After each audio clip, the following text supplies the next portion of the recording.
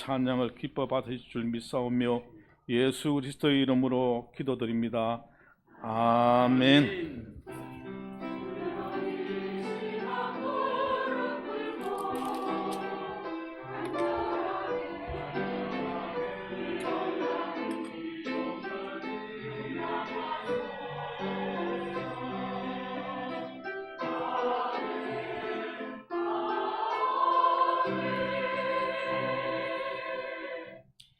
하나님 말씀 창세기 42장 24절에서 38절입니다. 구약 성경 창세기 42장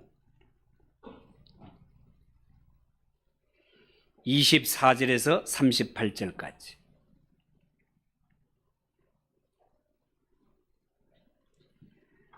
찾으시면 한 절씩 교독합니다. 24절입니다. 요셉이 그들을 떠나가서 울고 다시 돌아와서 그들과 말하다가 그들 중에서 시몬을 끌어내어 그들의 눈앞에서 결박하고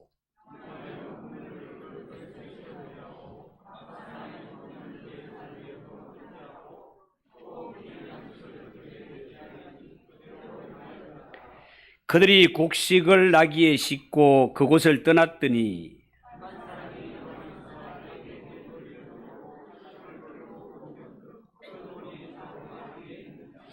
그가 그 형제에게 말하되 내 돈을 도로 넣었도다. 보라, 자루 속에 있도다. 이에 그들이 혼이 나서 떨리며 서로 돌아보며 말하되 하나님이 어찌하여 이런 일을 우리에게 행하셨는가 하고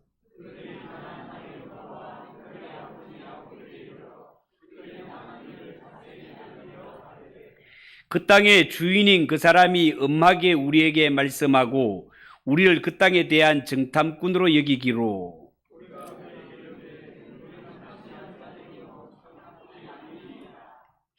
우리는 한 아버지의 아들 12형제로서 하나는 없어지고 막내는 오늘 우리 아버지와 함께 가나안 땅에 있나이다 하였더니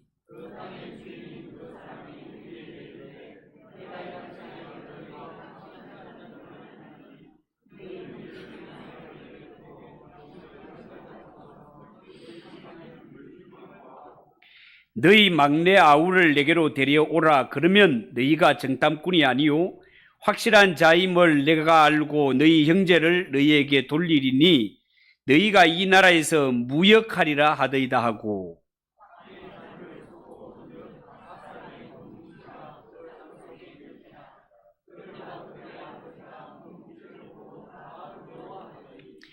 그들의 아버지 야곱이 그들에게 이르되 너희가 나에게 내 자식들을 잃게 하도다.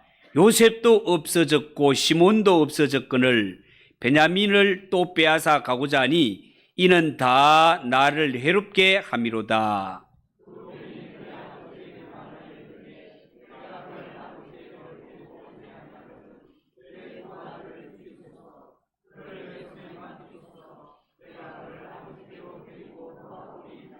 같이 읽읍시다. 야곱이 이르되 내 아들은 너희와 함께 내려가지 못하리니 그의 형은 죽고 그만 남았음이라. 만일 너희가 가는 길에서 재난이 그에게 미치면 너희가 내 흰머리를 슬퍼하며 서울로 내려가게 함이 되리라. 아멘. 이 시간 하나님 앞 찬양을 받으신 하나님께 영광의 박수를 올려드리겠습니다. 우리 옆에 분들과 인사합시다. 잘 오셨습니다. 은혜 받읍시다.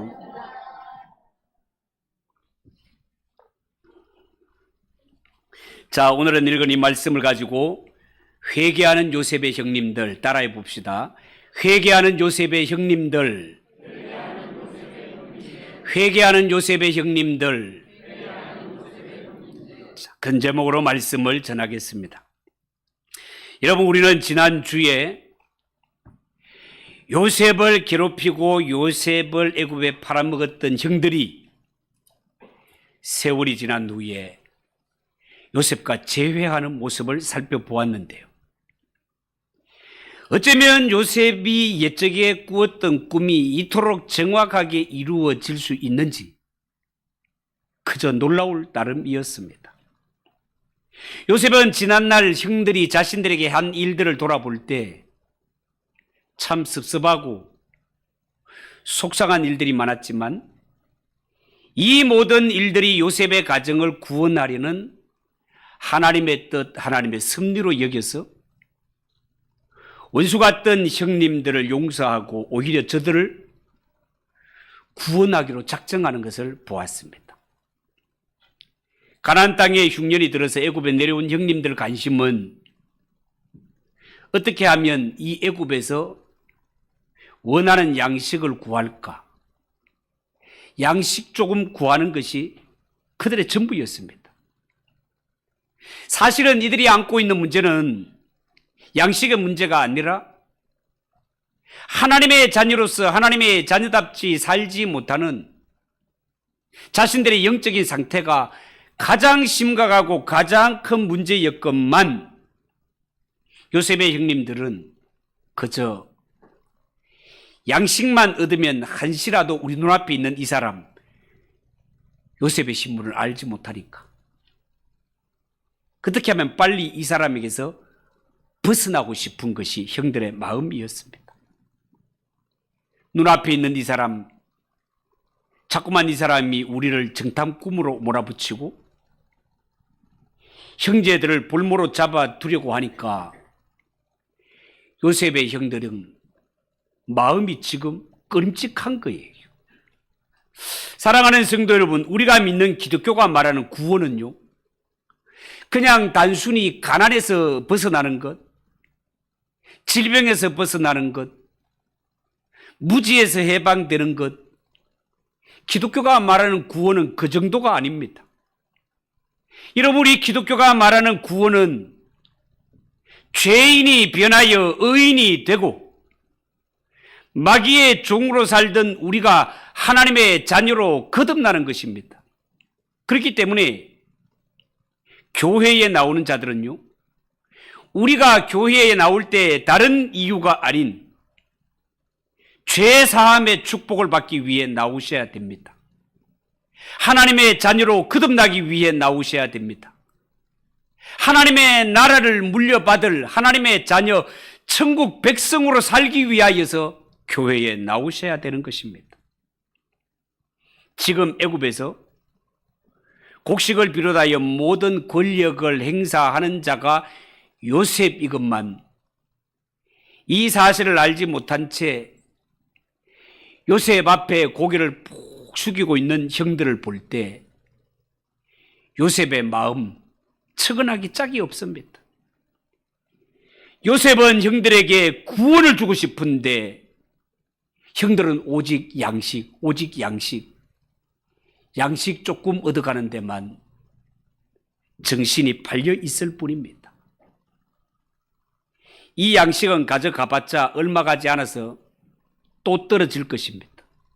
그렇다면 일시적으로 구해가는 이 양식으로는 요셉의 가족들이 온전히 구원받을 수가 없단 말이죠. 요셉의 가족들이 살 길은 오직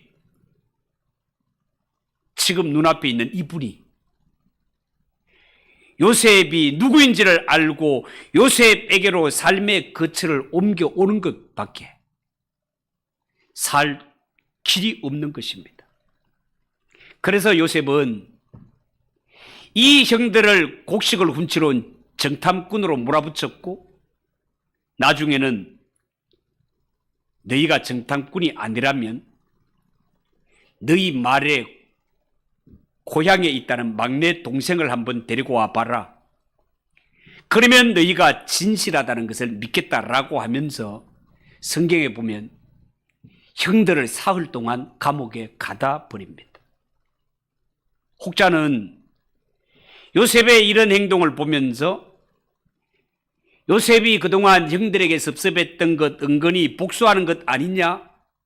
이렇게 주장하는 자들도 있습니다만은 그것은 성경을 전체적으로 보지 못하는 이런 좁은 안목에서 나오는 해석이고 이 성경을 전체적으로 볼 때 요셉이 형들을 사흘 동안 가두는 것은 형들에게 복수하는 것이 아니고 이렇게 해서라도 저들을 하나님의 사랑의 끈으로 묶어두려는 사랑의 조치라고 볼 수 있겠습니다.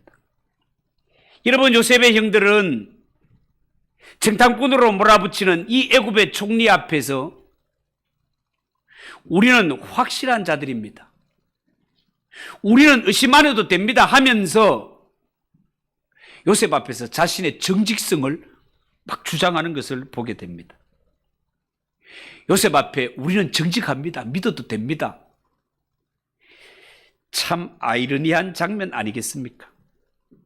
다른 사람이라면 몰라도 요셉의 형들이 감히 요셉 앞에서 우리는 정직한 사람들입니다,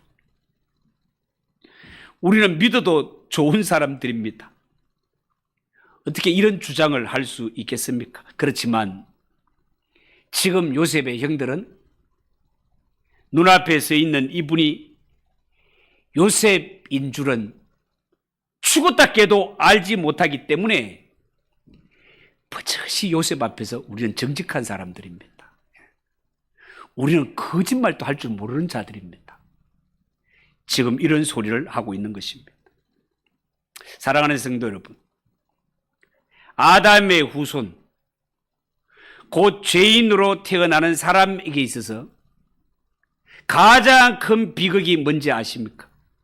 그것은 나 자신이 하나님 앞에 끔찍한 죄인임에도 불구하고 자신이 죄인이라는 사실을 모르고 살아가는 것입니다. 이를테면 내가 얼마나 무서운 중병에 걸렸는가를 아는 사람 같으면 내가 병원에도 가보고 약도 찾아보고 살 길을 찾아보겠는데 병 들었으면서도 증세가 잘 나타나지 않으니까 자신이 병든 줄 모르고 건강하게 착각하면서 살아가는 사람, 이런 사람은 정말 큰일 나는 것입니다.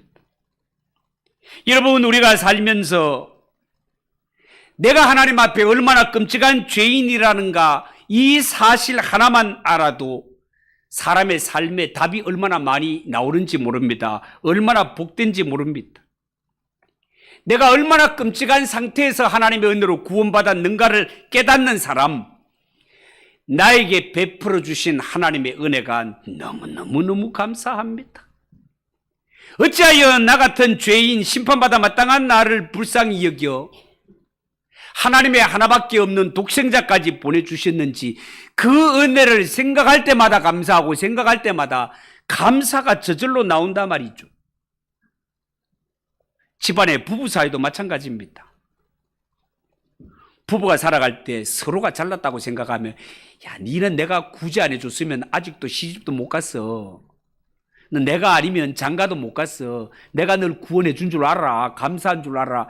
이런 자세로 살아가는 사람들 가정은 만사가 불통합니다. 다툼이 끊임없이 일어납니다. 그러나 바꾸어서 나는 당신을 생각할 때 얼마나 감사한지 몰라. 당신이 나하고 결혼을 안 해줬다면 나는 지금까지 노처녀각으로 그냥 늙어 죽었을지도 몰라. 당신이 날 구조 안 해줬으면 나는 평생 노처녀로 살았을지도 몰라. 이런 상태에서 나에게 결혼해줘서 밥해주고 빨래해주고 평생 아들 낳고 딸 낳고 살아주는 것 너무너무 감사해.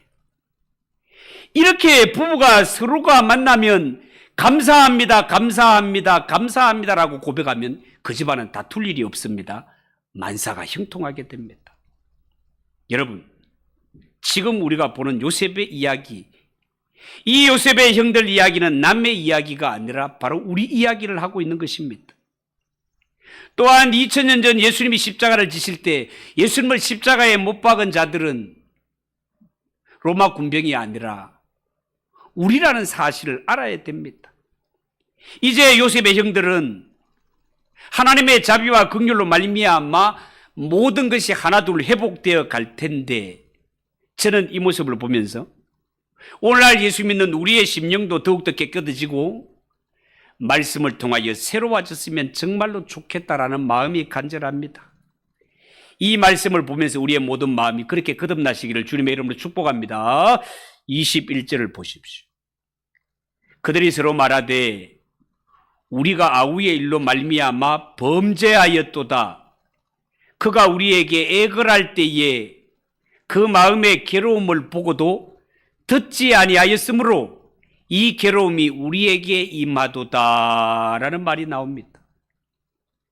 여러분, 22년 동안 잠들어 있던 요셉의 형들, 그들의 마비된 양심이 다시 살아나고 있는 장면입니다.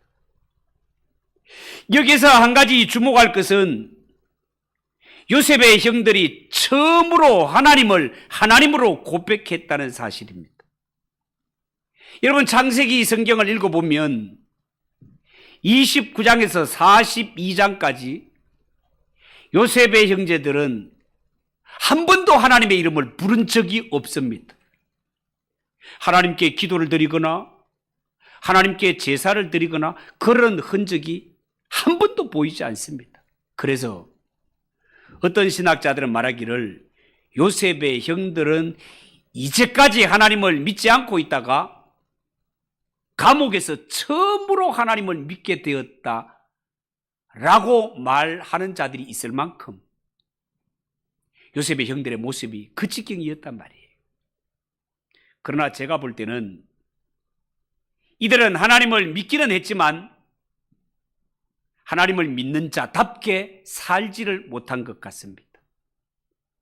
여러분, 놀라운 것은 이들의 할아버지가 믿음의 조상인 아브라함 아닙니까?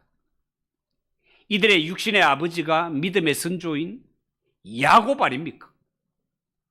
할아버지가 아브라함이고 아버지가 야곱이라면 그동안 할아버지와 이 야곱이 드렸던 이러한 제사를 보기도 했고 들었기도 했을 것이고 그들이 기도하는 모습을 많이 보았을 텐데 요셉의 형들 평상시에 하나님의 이름을 부른 적이 전혀 없다? 너무너무 안타까운 일이 아닐 수 없습니다. 그러나 우리가 한 가지 주의해야 될 것은 우리도 얼마든지 이런 지경에 빠질 수 있는 연약한 존재다라는 겁니다. 여러분, 정말 그렇지 않습니까? 우리는 과연 세상 속에 살아가면서 우리의 삶 속에 여호와의 이름을, 하나님의 이름을 얼마나 부르며 살고 있습니까? 우리가 매일매일 기도하고 주일마다 예배당에 나와서 예배 드리는 것도 어쩌면 습관적인 종교 생활에 빠져 있는 건 아닌지, 날마다 우리의 믿음을 점검하고 또 점검하는 것이 믿는 자의 도리일 것이다 말이에요. 여러분, 미국 사람들을 비롯해서 영어를 사용하는 사람들, 그들이 평소에 가장 많이 하는 말 가운데 하나가 바로 하나님입니다. 여러분, 영화를 보든지 그들의 대화를 보면 그들은 걸핏하면 오 마이 갓, 오 마이 갓이라는 말을 얼마나 많이 합니까? 그들 볼 때는 하나님의 이름을 고백하는 것 같고 하나님의 이름을 많이 사용하는 것 같지만 이 모든 소리는 입에 붙은 소리일 뿐, 오 마이 갓 할 때 갓은 으악! 어떡하지? 맙수사! 이런 뜻이다 말이에요. 여러분, 우리가 밥 먹을 때 기도를 하거나 예배당에 나와서 기도를 할 때도 자칫하면 기도조차도 습관적인 이러한 기도를 할 때가 얼마나 많은지 모릅니다. 그런데 하나님은 예수의 피로 구속한 우리 성도들이 하나님 앞에 나올 때 중심을 드리기를 원하십니다. 중심을 받으시기를 기뻐하십니다. 주일뿐만이 아니라 평상시에도 성도의 삶 속에서 하나님을 체험하고 하나님과 동행하기를 원하십니다. 저는 이런 회복이 우리 성도 한 사람 한 사람 가슴 속에서부터 일어나기를 소원합니다. 여러분, 오늘 이 성경에 보면 요셉은 형들을 3일 동안 옥에 가두었다가 풀어주면서 형님들 가운데 시므온만 남고 나머지 형들은 고향으로 돌려보내줍니다. 본래는 형들을 다 가다 놓고 한 명만 보내어서 내 친동생 베냐민을 데리고 오게 할 작정이었지만, 그러나 그렇게 하게 되면 가족들이 너무 굶주리게 되기 때문에 한 명만 붙들어 놓고 9명은 보내주기로 작정한 것입니다.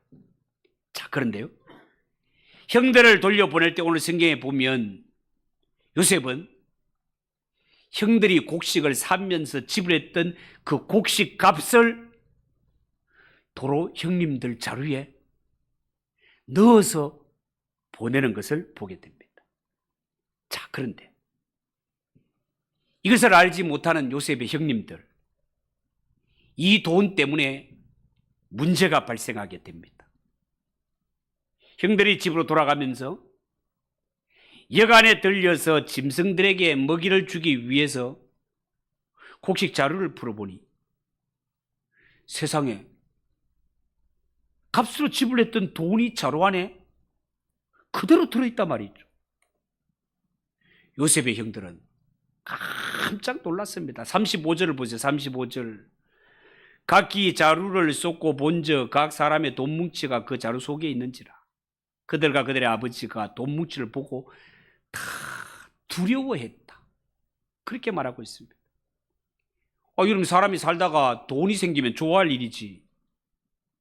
요셉의 형들은 어찌하여 자루에 돈이 가득한데도 불구하고 근심과 두려움이 가득 차게 되었을까?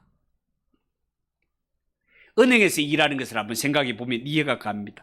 여러분, 은행에서 일을 한다고 하면 생각을 해보세요. 은행원들은 문이 닫힌 후에도 밤 늦게까지 남아가지고 입금과 출금을 맞추게 되는데 그 액수가 10원 단위까지 정확하게 맞아야 됩니다.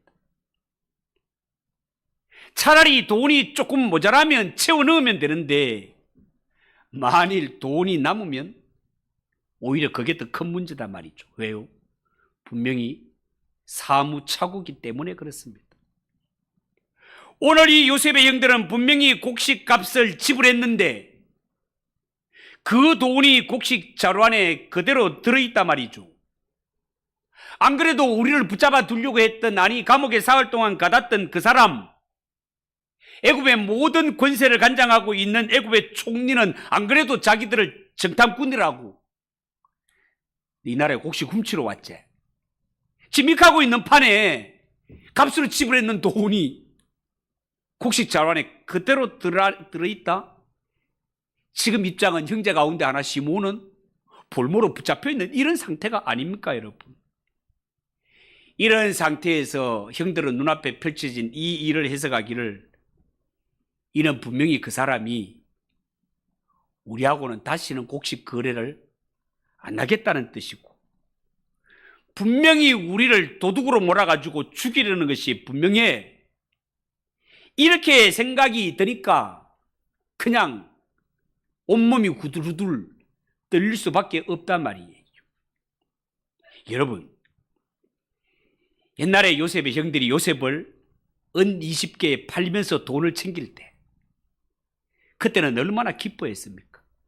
그런데 지금은 돈을 보면서 깊은 근심에 빠지고 두려움에 빠지는 것을 보게 됩니다. 하나님이여 어찌하여 이런 일을 우리에게 행하셨습니까? 라는 이 말 한마디에 이 돈 때문에 얼마나 지금 당혹감을 감추지 못하는가를 보지 않습니까? 요셉은요, 지금 22년 전 사건을 마치 형들에게 그대로 재현하는 것 같은 그런 모습이 보입니다. 시몬 형님을 애굽 감옥에 남겨둔 채 나머지 형님들이 돈을 가지고 아버지 계시는 땅으로 돌아가게 한 것,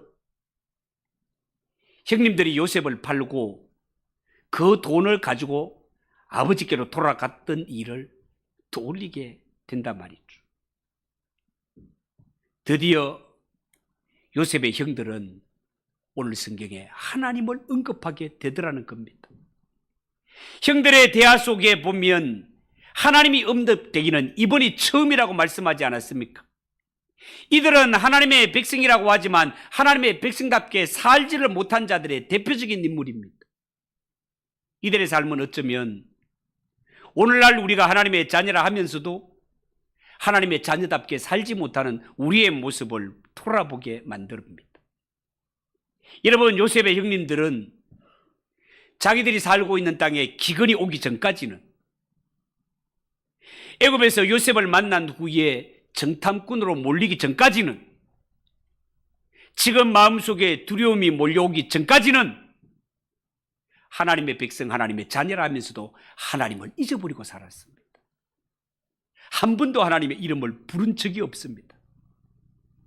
그러나 하나님의 자녀들이 모두가 평안한 일상, 무엇 하나 부족함이 없는 삶을 살아가고 싶어 하지만 이 모든 삶이, 그 기결이 하나님을 잊어버리고 사는 것이라면 그 삶은 평안이 아니라 오히려 불행일 수 있습니다. 왜냐하면 하나님의 자녀들에게 있어서 하나님 없는 평안이라는 것은 결국 영혼을, 신앙을 병들게 하는 요소가 되기 때문에 그렇습니다. 그런 점에서 요셉의 형들이 3일 동안 감옥에 갇혀 있다가 나온 뒤로 하나님을 떠올렸다는 것은 신앙인의 입장에서 볼 때는 이 모습을 긍정적인 면으로 볼 수 있겠습니다. 여러분, 요셉의 형님들은 애굽에서 당했던 이 모든 일들이 지난날 자신들이 동생 요셉에게 저질렀던 죄에 대한 하나님의 징계일 수도 있겠구나 싶은 생각이 저절로 들었습니다. 만약에 요셉의 형님들에게 이러한 어려움이 없었더라면 그들이 비록 요셉을 죽이지는 않았지만 미디안 상인들에게 요셉을 팔아먹은, 인신매매를 한 이 사건을 그냥 가슴 속에 꼭꼭 묻어둔 채 살지언정 회개할 것은 상상하지도 못하고 사라질 것입니다. 묻는 자에게마다 우리 형제 중에 하나는 도중에 없어졌습니다. 도중에 없어졌습니다라고 평생 거짓말하며 그렇게 살았을지도 모릅니다. 그런데 애굽에서 양식을 구하여 아버지께로 돌아가는 이 여정은 22년 전 요셉을 판값을 가지고 시낙낙하며 돌아갔던 그때와는 다르게 죄가 무엇이 있는지를 회상하고 되새김질하는 시간입니다. 그래서 믿는 자들에게는 회개가 복이 되고 은혜가 되는 것입니다. 인간 스스로는 깨달을 수 없고 회개할 수 없는 지경에 이르렀는데 하나님께서는 그 심령을 불쌍히 여기셔서 어떤 상황을 통해서라도 그로 하여금 죄를 깨닫고 회개할 수밖에 없는 상황으로 몰아붙이게 되는데, 이런 모든 것을 가리켜서 하나님의 사랑, 하나님의 은혜라고 그렇게 표현하는 것입니다. 여러분, 요셉은요, 형들을 진심으로 사랑해서 그렇지 않아도 7년 동안 기근이 지속될 텐데 온 세상에 먹을 것이 모자라는 때에 형들이 와가지고 돈마저 있는 것 다 주고 가면 앞으로 이들이 어떻게 살아갈까 하는 마음으로 그들에게 긍휼을 베푼 것이거늘 형들은 자루에 돈이 나옴으로 말미암아 오히려 두려움에 사로잡히게 되는 것을 보게 됩니다. 형들은 우리에게 이 은혜를 베푸는 요셉이 누구인지를 모르기 때문에 요셉이 은혜를 베풀어도 두려운 것입니다. 여러분, 우리가 예수를 믿어도 하나님을 바르게 알지 못하고 그 사랑 가운데 확신 속에 살지 못하면 하나님의 은혜를 받고 살아도 염려와 걱정이 떠나지 않는 그런 삶을 산단 말이죠. 요셉의 형들 보세요. 이런 걱정 저런 근심 속에 드디어 아버지 계시는 가나안 땅에 도착하게 됩니다. 그런데 이 아버지에게 도착한 형들 어떤 모습을 보이는지 보십시오.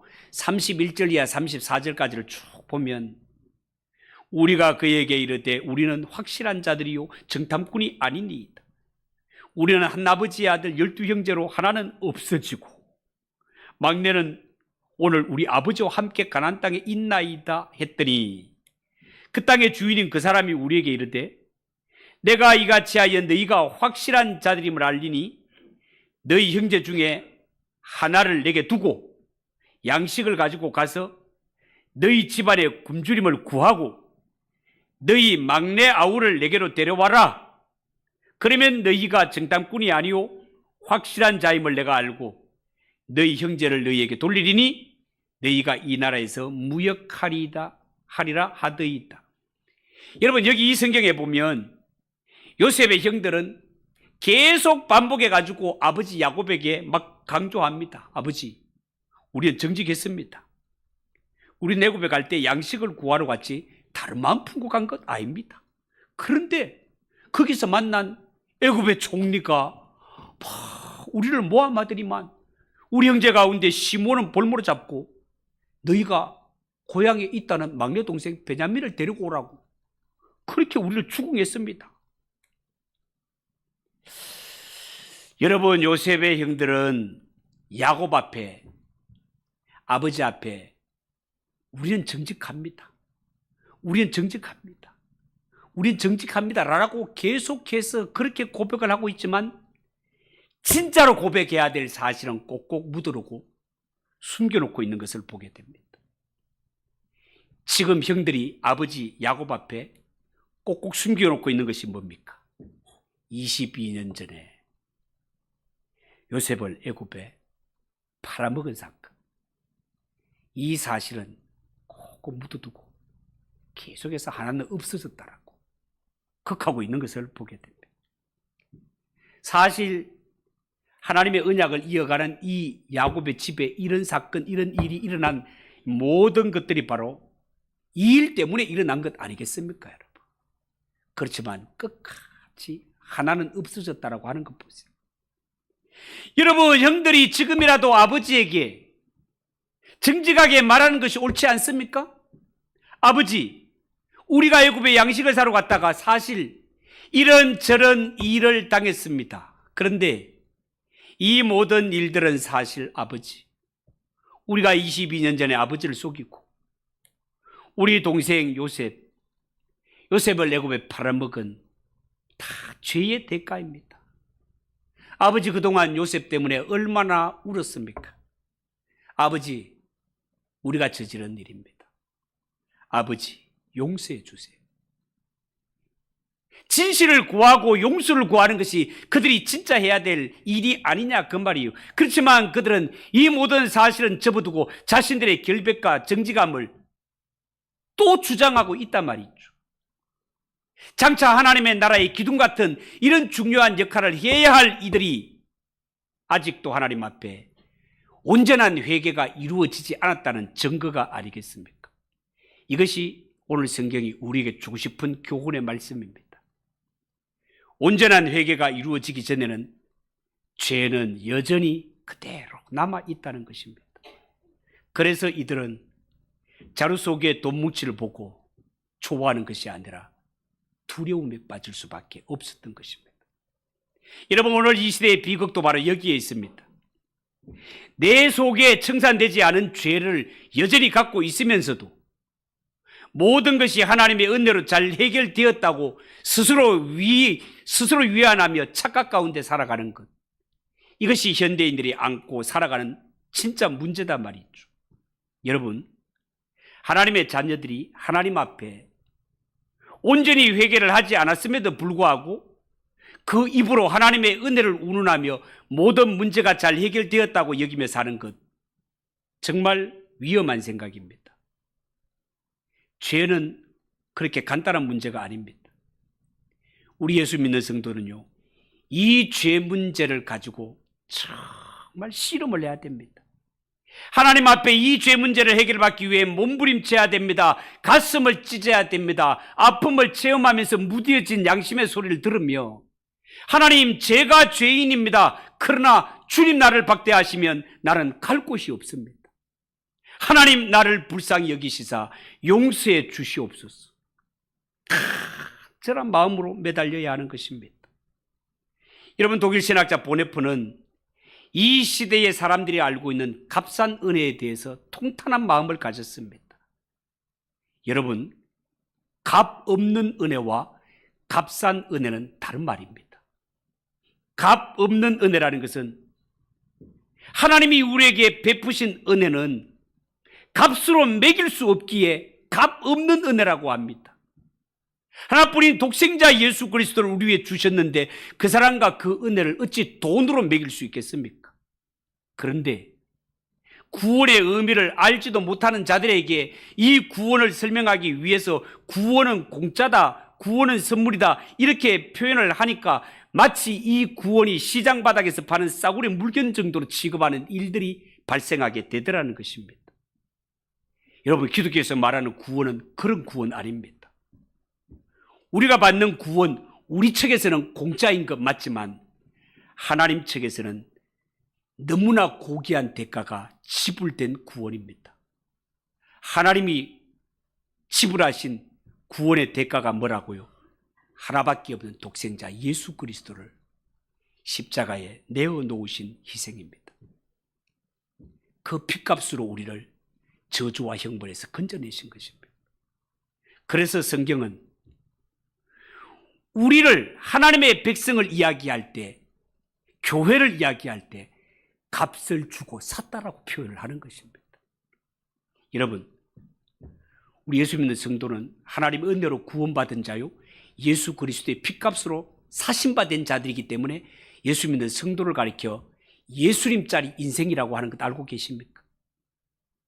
물건을 살 때 100원을 주고 사면 100원짜리, 10,000원을 주고 사면 10,000원짜리, 억만금을 주고 사면 억만금짜리가 되는 것처럼 우리 한 사람 한 사람은 값을 무엇을 치렀는가 하면 주 예수 그리스도 핏값으로 사셨기 때문에 성도들은 한 사람 한 사람이 다 예수님짜리 인생이다 말입니다.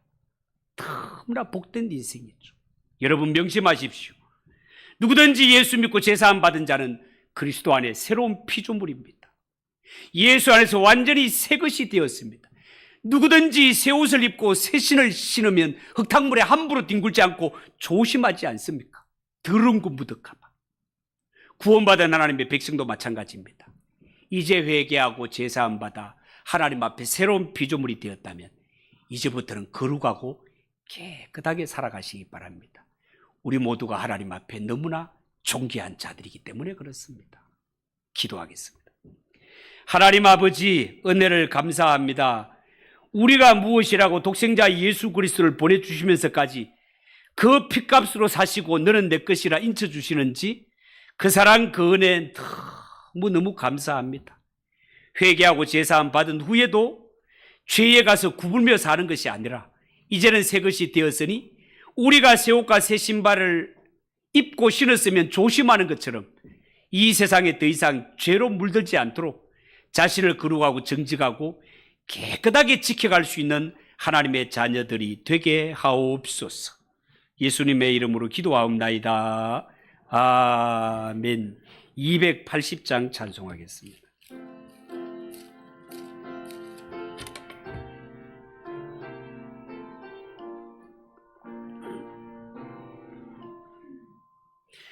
처음 보여지옵소서. 손 들고 옵니다. 주 나를 외면하시면 나 어디 가리까. 내 죄를 씻기 위하여 피 흘려 주시니 고되게 하는 마음으로 주 앞에 옵니다.